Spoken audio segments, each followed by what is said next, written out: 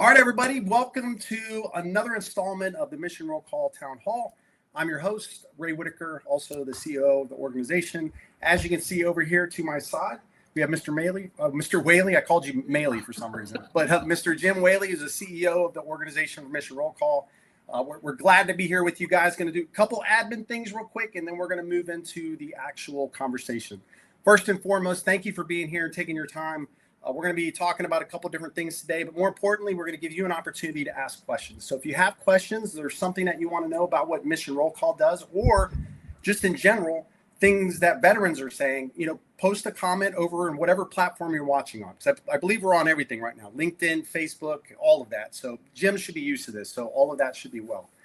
To stay informed, to make sure that we're hearing your voice, if you're a veteran or a family member or even a supporter, make sure you guys go to missionrollcall.org.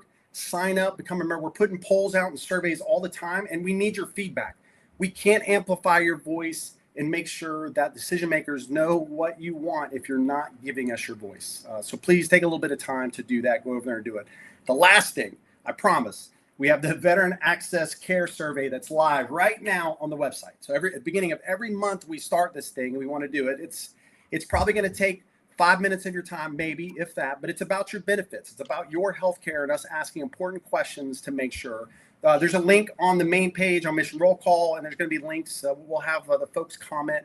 So Nate and team, if you guys can comment in the comments there, it'll be great. That way everybody kind of knows. So go take that thing and get that thing rocking. Alfie, thanks for joining us today. Great to have you here. So Jim, welcome to May. Can you believe it's May already? It's unbelievable. And, here in South Carolina, it already feels like summer. Yeah. Well, I tell you what, I walked outside. It was hot the other day. Then I walked back outside. It was cold. Then we had a storm front go through and it just kind of ruined everything. So that's right.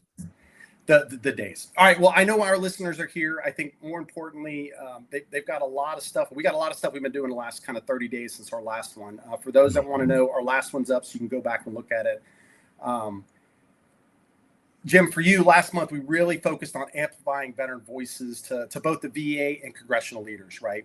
The survey that we conducted back in the February-March timeframe really gave us a lot of really important data that Nate, you guys can share just a couple of those screenshots so folks can see them from the polls. Yeah. You've had the opportunity to kind of talk about those. What I'm interested from you, Jim, is if you can kind of help the audience understand what is our approach? Like, how are we taking these poll results and making sure that we're informing VA and congressional leaders? Yeah, well, this is our bread and butter, right? This is how we amplify your voice, the voice of your family, the voice of your dependents with elected officials and the media. So these polls are very important. The VA, new leadership, there's an entire new administration, right? And so there's a lot of initiatives underway, especially around veterans and veteran benefits in the VA specifically. And I think what we have found is that the current leadership at the Veteran Administration is very focused on listening and hearing what veterans have to say, but there's a challenge in doing that. In many cases, they're getting feedback from other VSOs that have filtered what veterans have told them and are presenting to them, to the VA, what they think is important. I think where we stand apart is that we don't add any flavor to it. We don't add any salt and pepper. We just take the voice of what veterans are telling us, what their feelings are, where their opinion is on important subjects, such as reorganization at the VA and shifting of assets and their experiences of navigating the VA and sharing that with their leadership. And so I'm actually quite buoyed by the fact that they've been reaching out to us and been working with key leaders, both in the Senate and the Congress, as well as the VA, to make sure those voices are heard. Yeah, and that's great, Jim. I think for those that are listening, I would ask you guys, we love feedback here. Jim and you and I talk about this a lot, and even the team, about the importance of feedback, both good and bad. Sometimes we don't like bad feedback, but it is important. And it's the same thing for government leaders, right? They need both. They need to understand exactly how we feel and why we feel the way we are. Right. So for those that are listening, I would ask you a question to reply in chat on whatever platform you're on. How do you feel about how veteran issues are being handled right now in Washington? So think outside of an individual. Think about the mechanism in general. How are you feeling? Are you feeling good about it? Are you wishy-washy? And if so, if there is a problem that you're seeing, reply. Let us know what that is, and then maybe we can touch on it here. And if we don't touch on it here, we'll touch on it later. So Jim, thank you so much for kind of talking about that.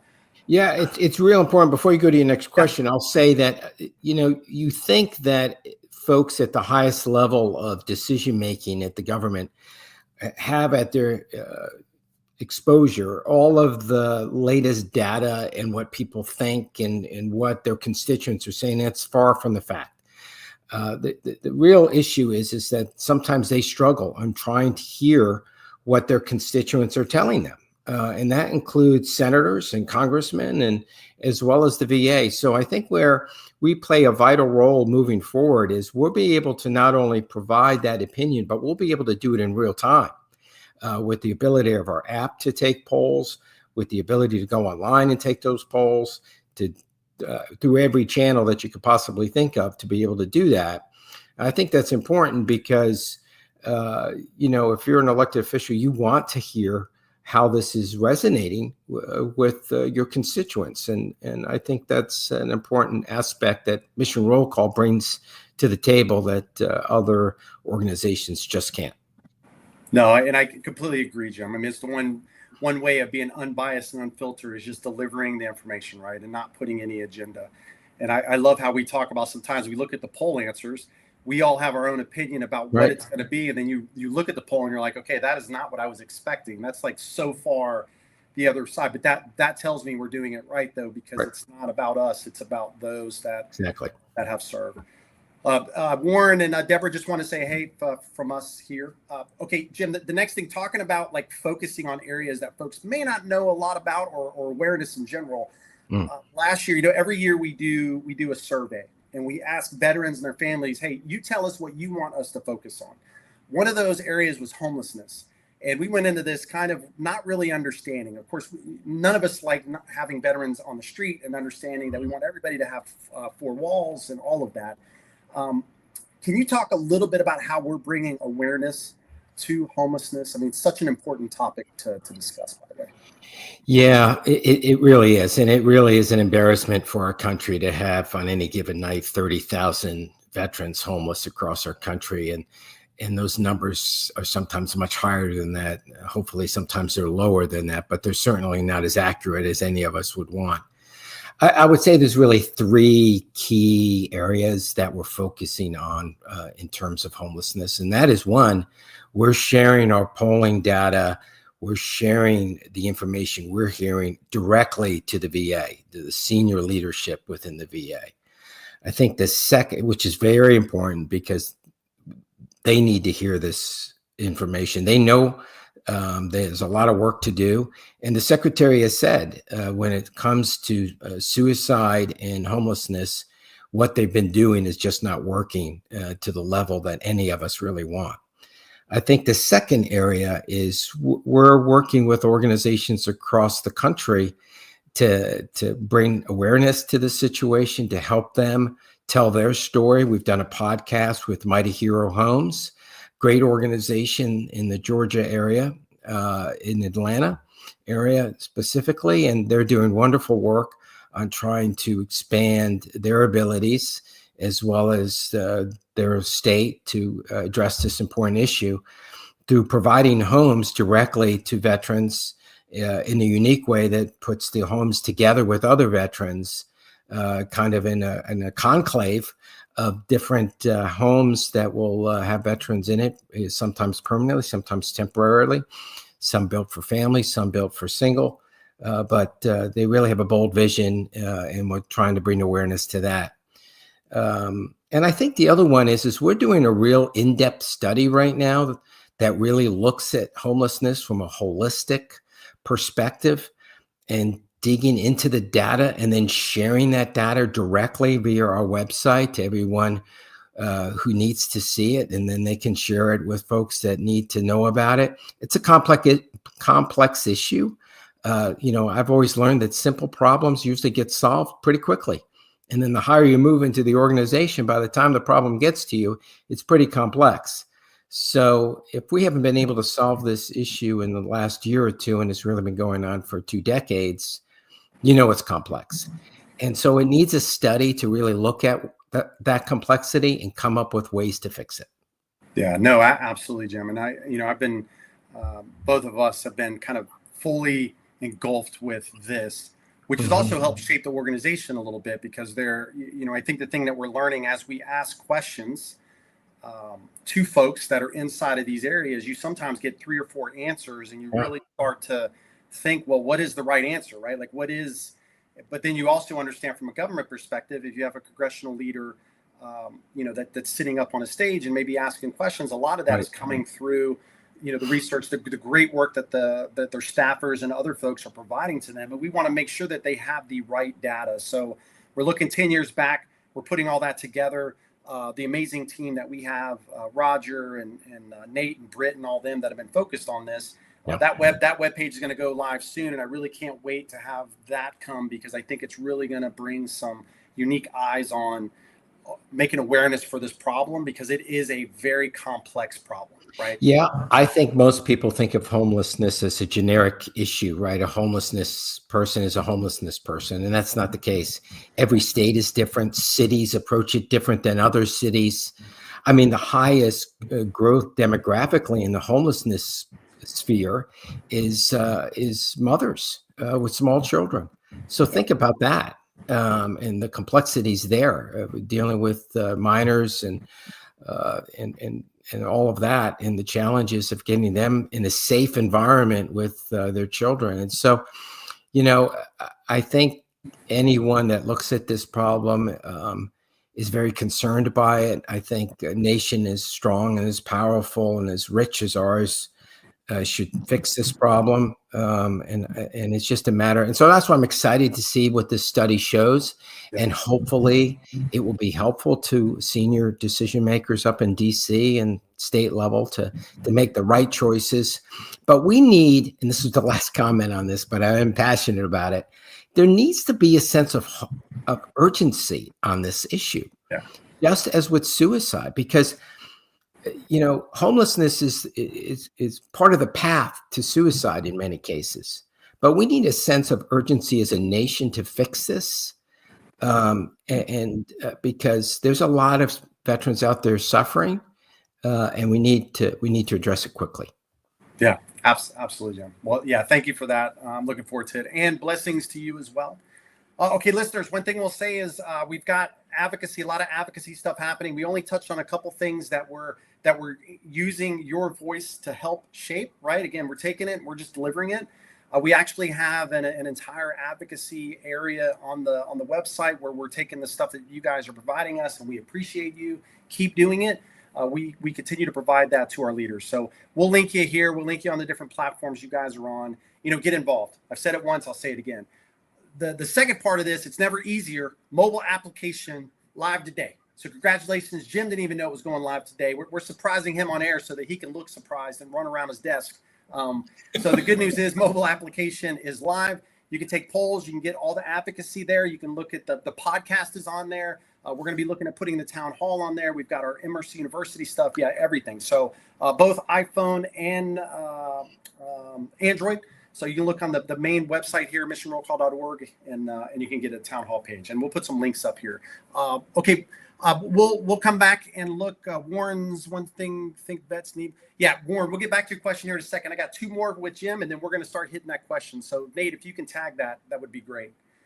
Okay, the other thing that we're focused on, Jim, this month, May, is Mental Health Awareness Month. Yeah. We can't bring enough awareness to mental health awareness and just suicide in general, right? Both of these are important things. Do you have any recommendations for veterans and their families to consider during May to help with their mental wellness? Because if they're strong, then obviously those around them will be strong.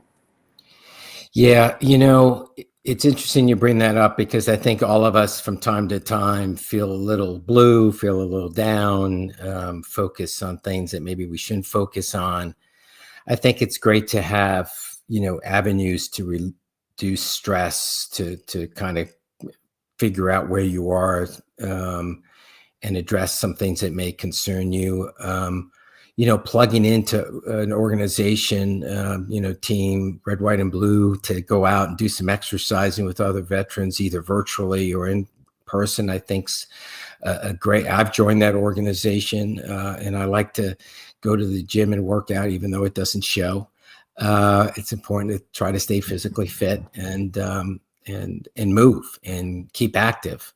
I'm also a beekeeper, so I like to get out in nature and get stung by bees.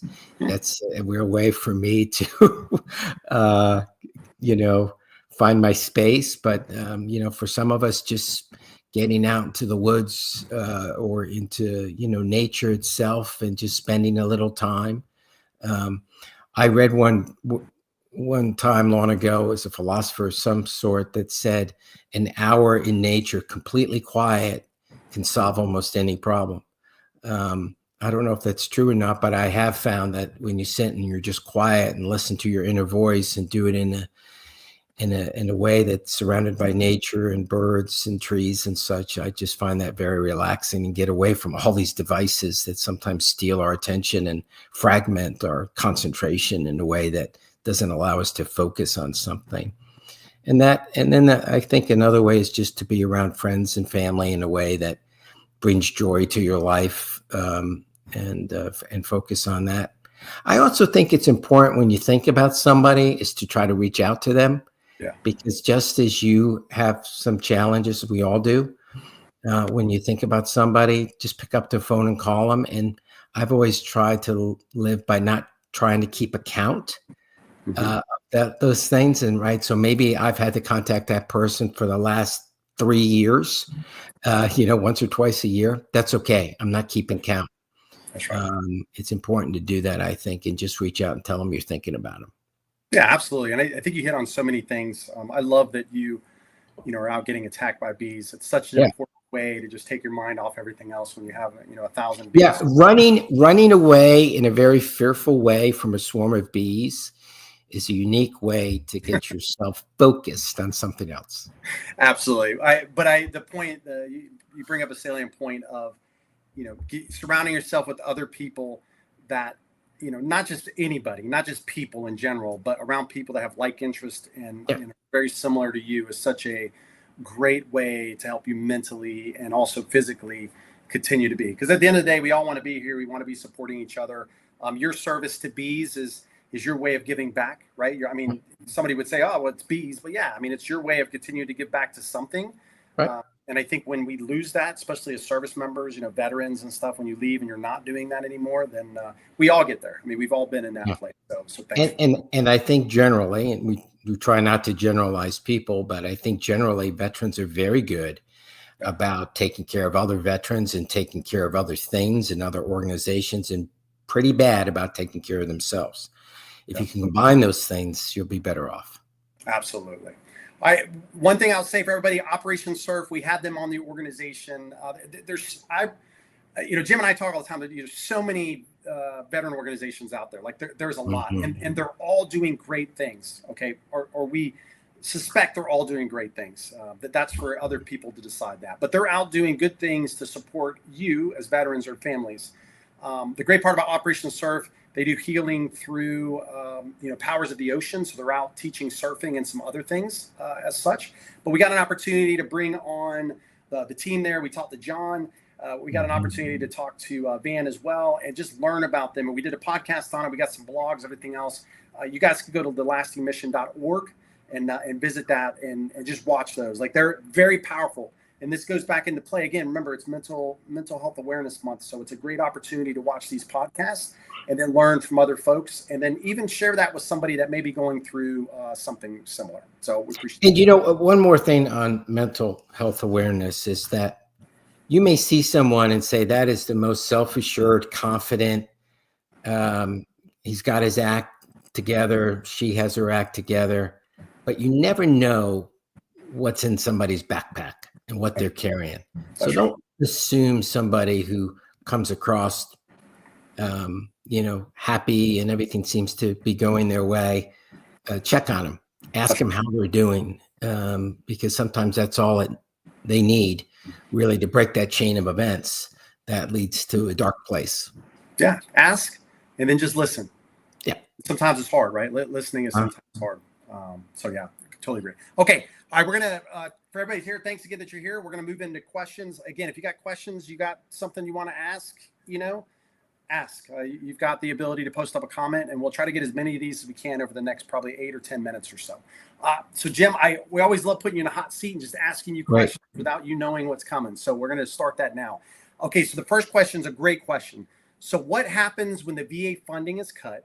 What do you guys do to help us that depend on the VA getting back on track?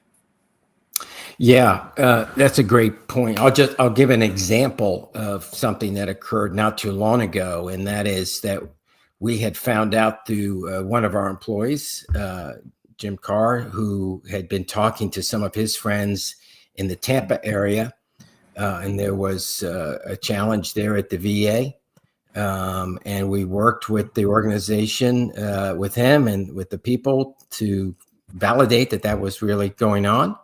And then we worked with the folks at the VA to address the issue, and they were able to fix that issue because the VA is a huge organization, right? 470,000 plus person organization. There's no way one person knows what's going on in an organization of that size. I mean, think about it's larger than the United States Army. So no one person in the Army knows everything that's going on in the Army. So, it's important for us to open dialogue and have communication channels to organizations to help that. But I would say on a broader, we're going to bring, when things aren't going well with the VA, or there's something we disagree with, or our folks are telling us it's not going well through polling or direct conversations with us, we'll share that with decision makers to find out what's going on.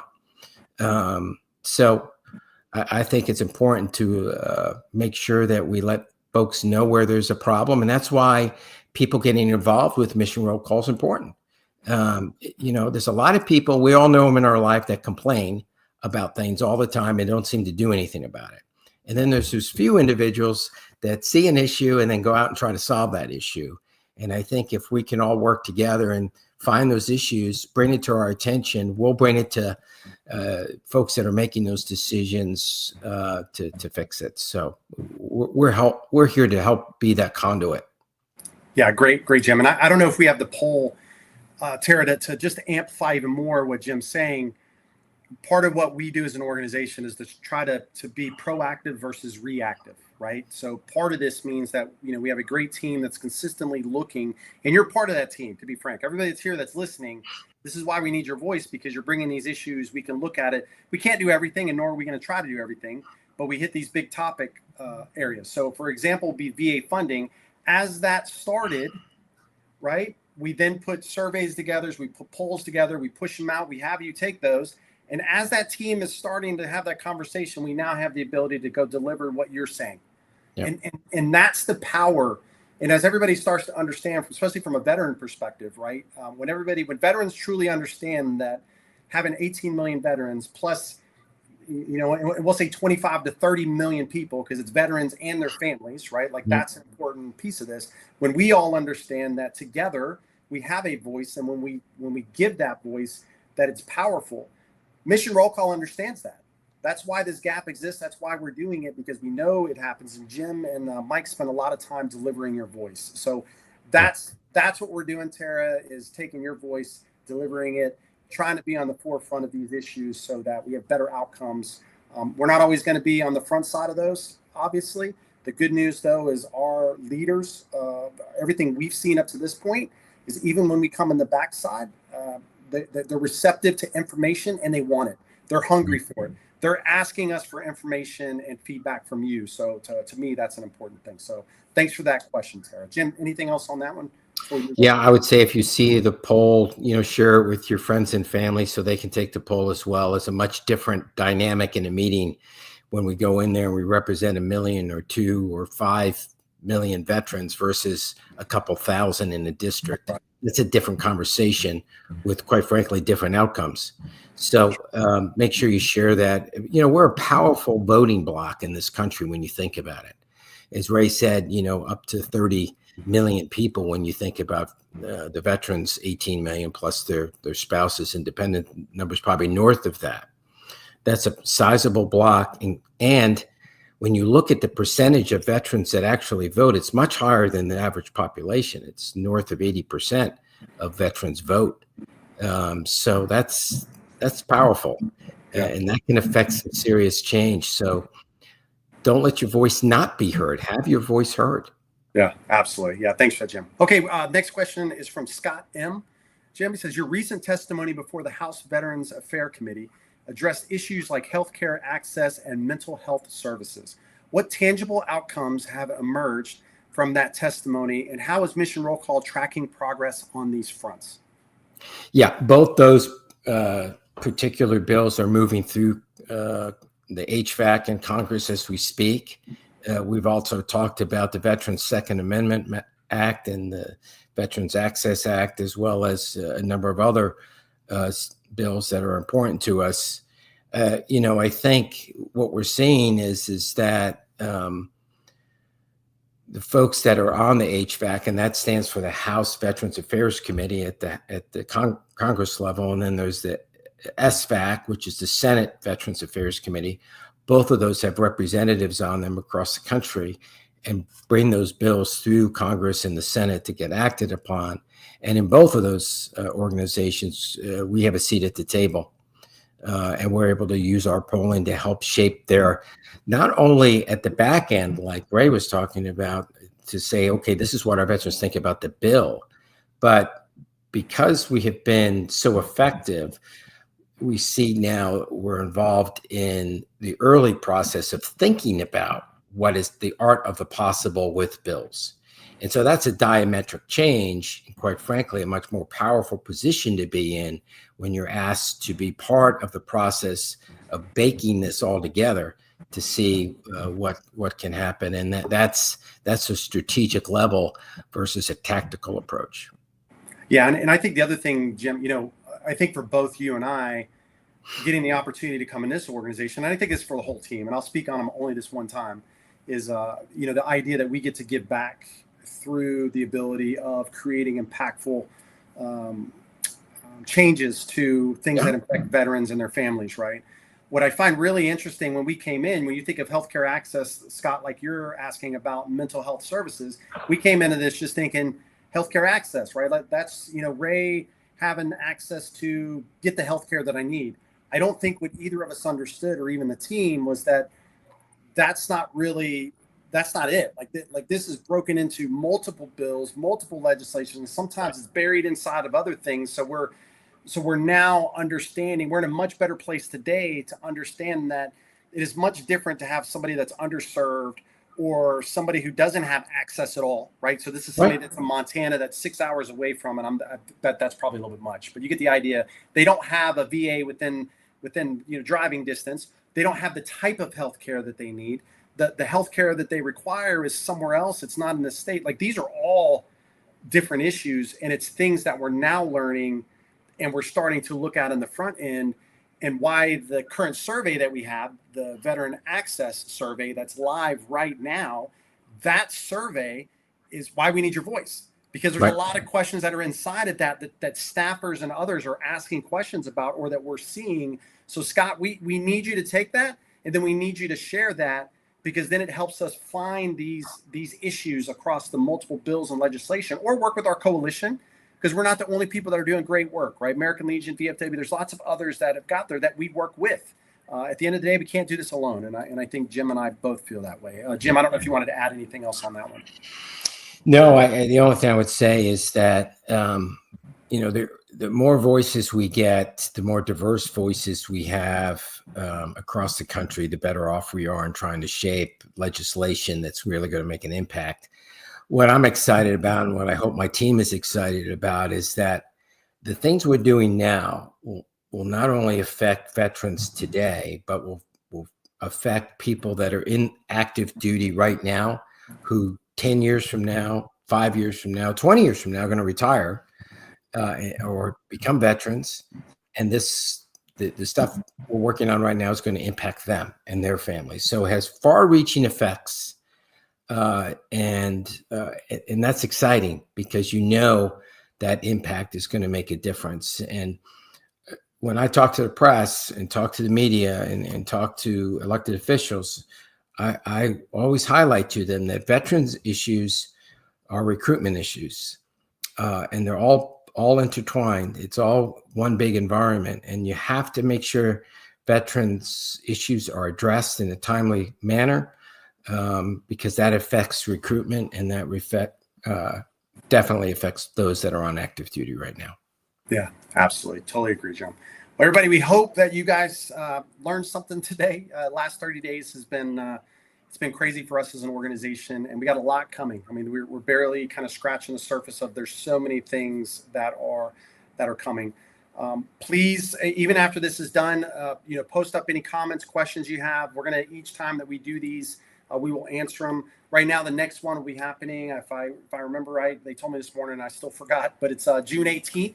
So June 18th at 1 p.m. Eastern Standard Time or 12 p.m. We're happy to do these more, but really we're just making sure that it's impactful for you, the listener, that it's something that you want to know. So if there's something that we're missing that you want more of, ask. Let's make sure that we get it for you. Jim, any closing remarks for you? Yeah, I would just say, of course, Monday's Memorial Day, a time for us as a nation to remember and reflect on those men and women, many thousands of them that gave their lives for our country. And that dedication, that courage, that selflessness is the foundation for the freedoms that we all hold dear and enjoy. So when you have time to celebrate your day off, focus on the fact that, and I don't have to tell the folks that are listening to this, but share it with others, that Memorial Day is a day of reflection and remembrance. But it's also symbolizes a lifetime of gratitude for those families that lost loved ones. And so we should think about them and their stories, their lives, the legacy they left behind, and make sure we spend time to reflect on that. And however you do that is up to you, but certainly a moment of silence and sharing that with others is important. Yeah, thank you for that, Jim. For everybody that's here, thank you guys so much. For the veterans, thank you for your service. For the families, thank you for letting us use them for your service to our great nation. Remember, you need to be a voice for others. If the GI Bill, American Legion had not done the GI Bill, generations after would not have been able to do it. So what we're asking you to do is to be that person, right? Think about more than you, think about those around you, to make sure generations that follow us, that continue to ensure that America continues to move forward, has what they need after they leave service and they do their duty. So if you can do that, we would appreciate it. As always, we appreciate you guys. We'll see you next month. Jim, thank you so much for your time, and hope you guys have a wonderful week and month. All right, we'll see you guys.